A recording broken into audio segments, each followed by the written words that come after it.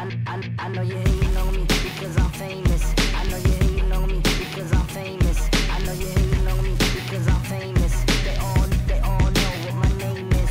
I know you're hating on me because I'm famous. I know you're hating on me because I'm famous. I know you're hating on me because I'm famous. They all know what my name is.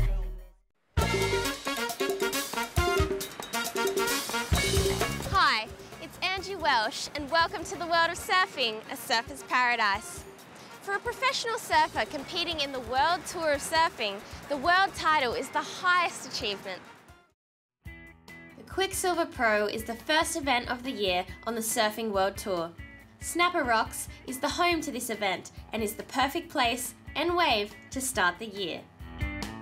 It's like the whole coast takes a flipping pill, but it's a surfing pill, and it's everyone just froths. And as the time comes, you know, you go over the little bridges, days to go to the Quickie Pro, and it's tick, tick, it's getting closer. 17 days, before you know it, 12 days, 3 days. And this hype just builds and builds. The Roxy and Quickie Pro is just, you know, it takes over the whole of Coolangatta for 2 weeks, and you know, there's like a party on every single night, and it's a real, you know, test of your self-control, whether you can, you know, you really want to stay focused on the event, or you want to, all your friends are in town, so you got to catch up and meet up with them and dance the night away, or... Chicks flock in from everywhere, whatnot, there's parties every night, like there's always something good to do, and there's always surf there too, but it's just probably the best time to come here if you want to surf and party. Everyone around here gets right into it, like just gathers in a big group and just gets cartons and gets pissed, and yeah, well, I think we amp up all the boys to go mad, but we're definitely pretty throffing for one of our guys around here to win, that's for sure. Just for all the locals, it's a big one, and if the waves are pumping, it's all time. Like, you know, it really is. And boys have got a good strike rate, you know, between Dino and Mick and Joel here, and so they should have, because you're just raring to go, sleeping in your own bed. Been surfing, you know, usually good waves for 2 months here, straight out of Hawaii. You can't get better. Definitely, we're lucky because we get to stay at home, and you know, the first event comes to us. You know, first contest of the year in your backyard. I love that. You've got all your mates that you grew up and surf with, and then you've got friends, you've got family, you've got, you know, even just local Gold Coast people that are, you know, just down there to watch. They're all screaming, so it's a really good vibe, and it's like this electricity is going off the whole time because everything's new. No one knows exactly what other people have been doing in the off season or anything like that, and it's the start of what could be an epic year.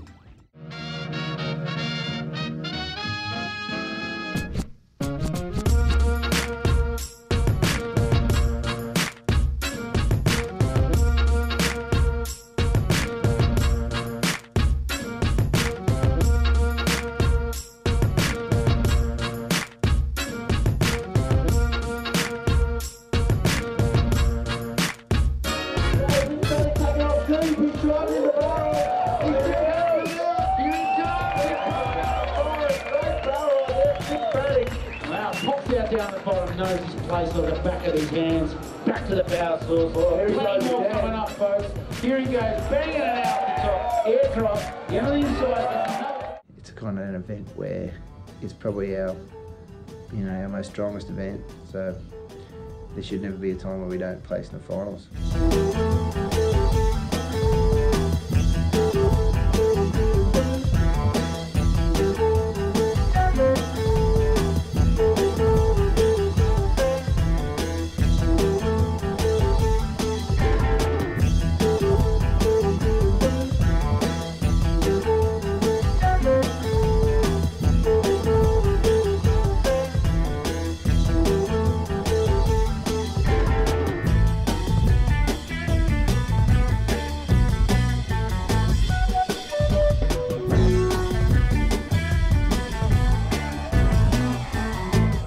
Back at work, our back of the year started again, and it feels good, you know.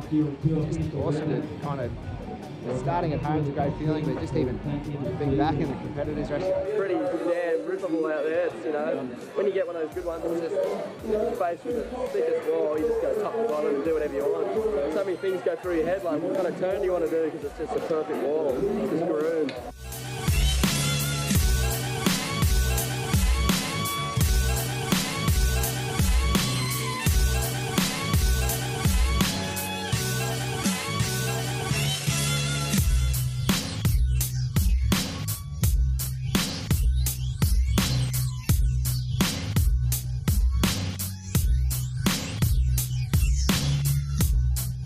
This is the best I've ever done at this event. Last year I got round 4 and lost to Taj, and this year in quarterfinals against Parco, and the waves look really fun. I bet it's going to be pumping later. Stay tuned for plenty more surfing action after the break.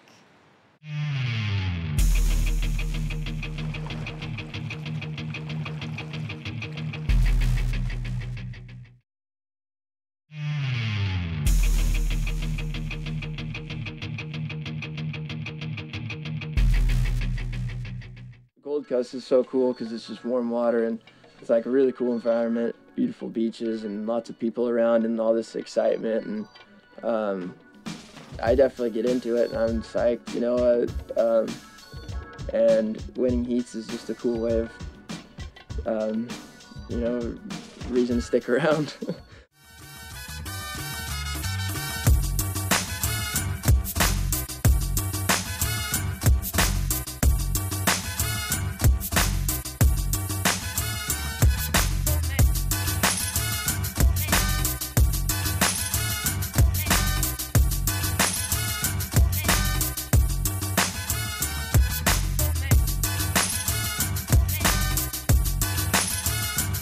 Yeah, no, it feels good. Today's a good day. It's pretty nice waves. It's all kind of picked up. A little bit of weather here and there, but overall it's pretty clean. And the sandbar seems to have filled in the last few days a lot more.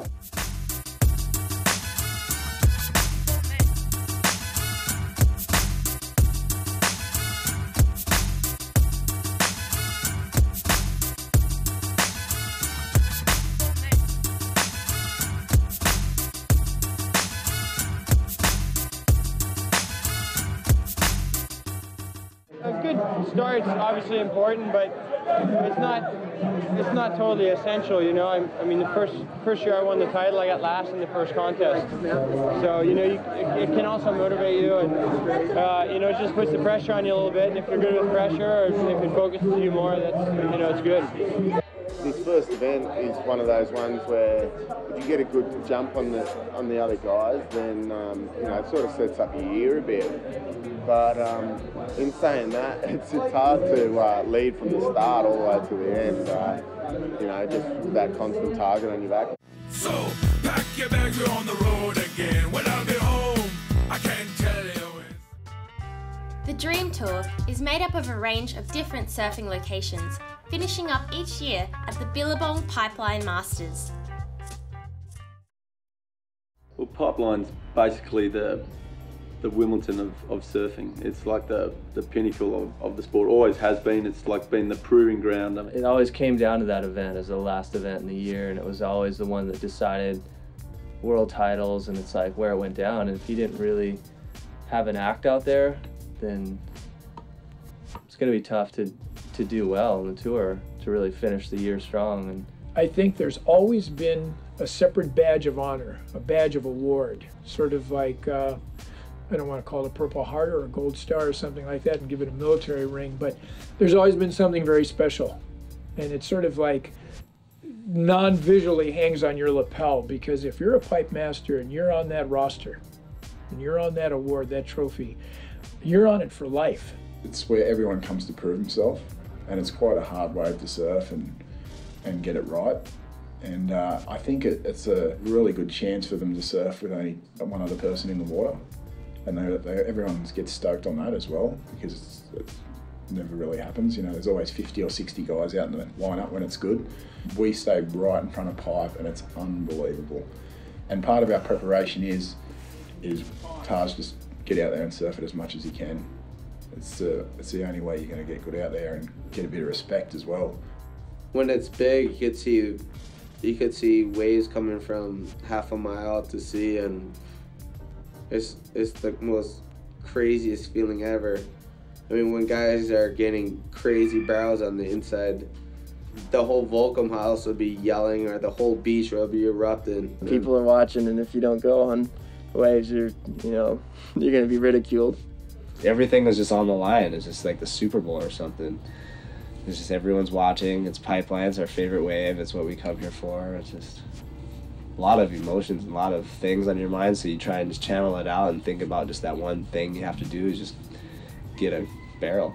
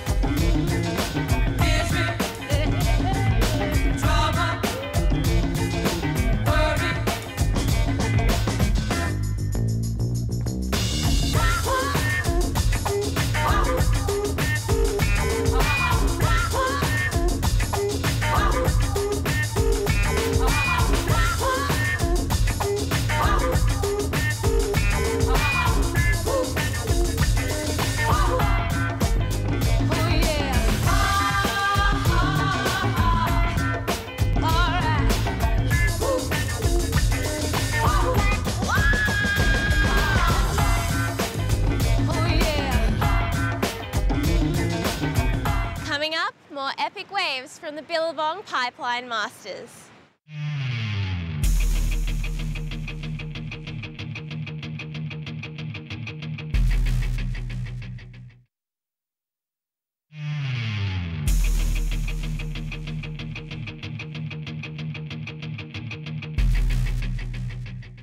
Aloha everyone, I'm Randy Rarick, Executive Director of the Vans Triple Crown of Surfing, which includes 3 events, the Hawaiian Pro, the World Cup of Surfing, and here at the Bonsai Pipeline, the famous Pipeline Masters.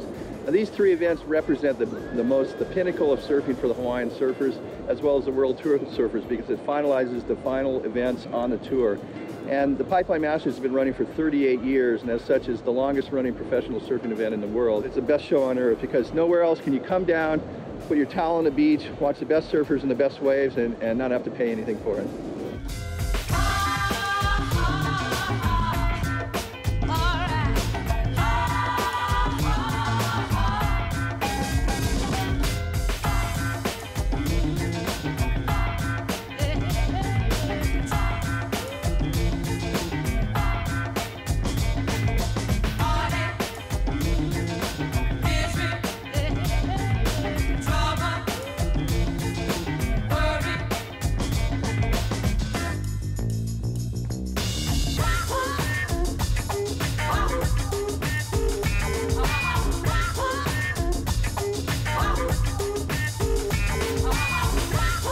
The Pipe Masters being the last event of the year, there's careers at stake, there's requalification at stake, and then there's also one of the heaviest waves on tour that the competitors have to deal with.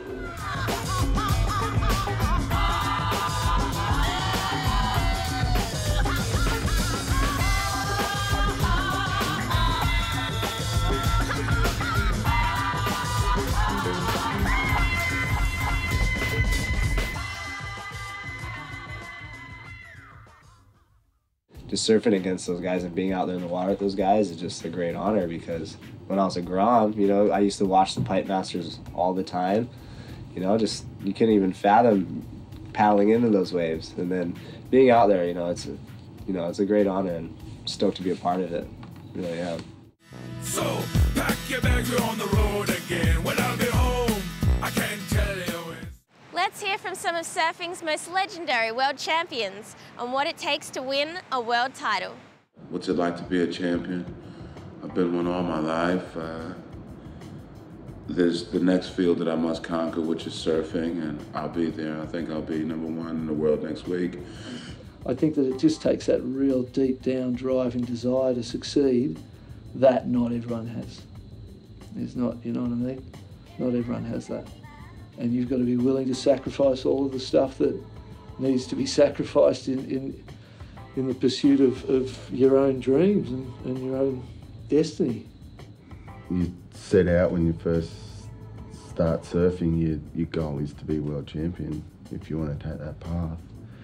You know, to fulfill that dream is it's a pretty special feeling, and then everything that comes with it is stuff that you can't even imagine. You know, there's a lot of titles that have been, you know, scooped up, you know, by guys like Kelly Slater and Tom, Curran and Andy, and a lot of people have won more than one, but just to win one for me is all time.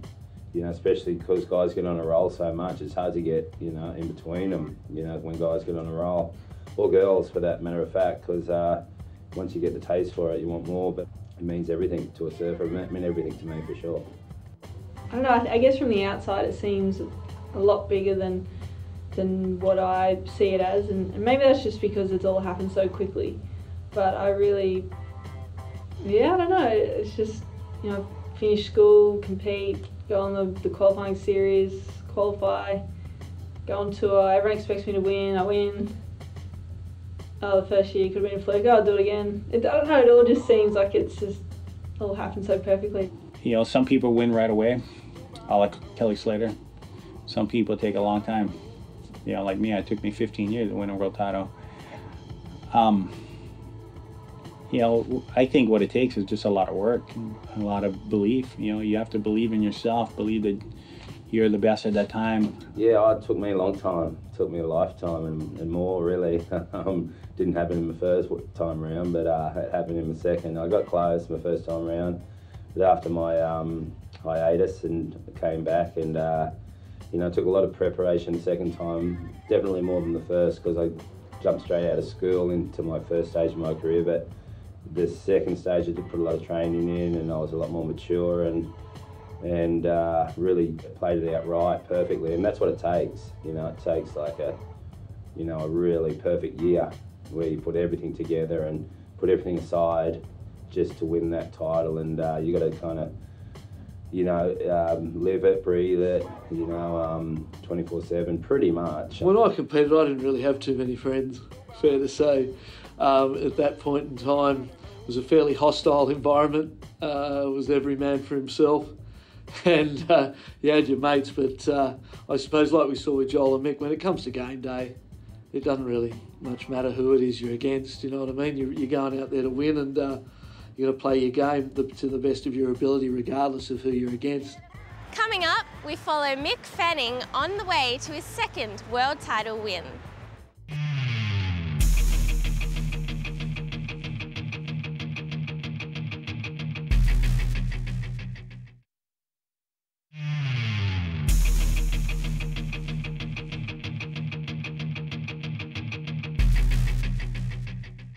It was a good year for waves, and Mick was on fire, eventually claiming the title over his good mate, Joel Parkinson.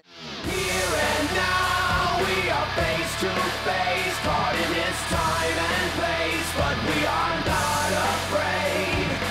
Hear me now, these are the days of days, in the right time, the right place, and we're not afraid. Now, you can anybody hear this? No more lies, I'm done with the secrets. Wake up, we won't stop. Stand up and then everybody rock. No, we're not going away. Now we got the power. We got time to say one. Too little, too late. This is our time. This is our day. Here and now, we are face to face, caught in this time and place, but we are not afraid. Hear me now. These are the days of days, in the right time, the right place, and we're not afraid. Well done to the family. One heart, one world, one mind. Get your soul and get in line. Stand up and let everybody drop. No, we're not going away. We run this. We got time to say what? We're all connected. This is our time. You must respect it. Here and now, we are face to face, caught in this time and place, but we are not afraid. Hear me now, these are the days of days, in the right time, the right place, and we're not afraid. No, I'm not going away. Yeah, I got some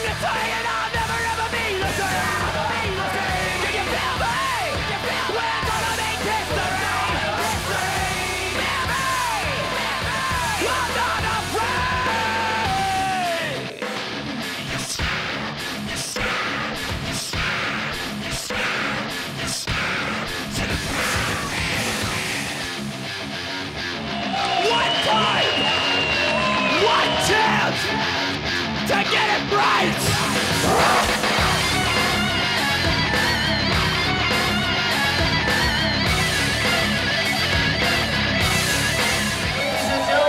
The 2009 AFB Men's World Champion, Mick Fanning.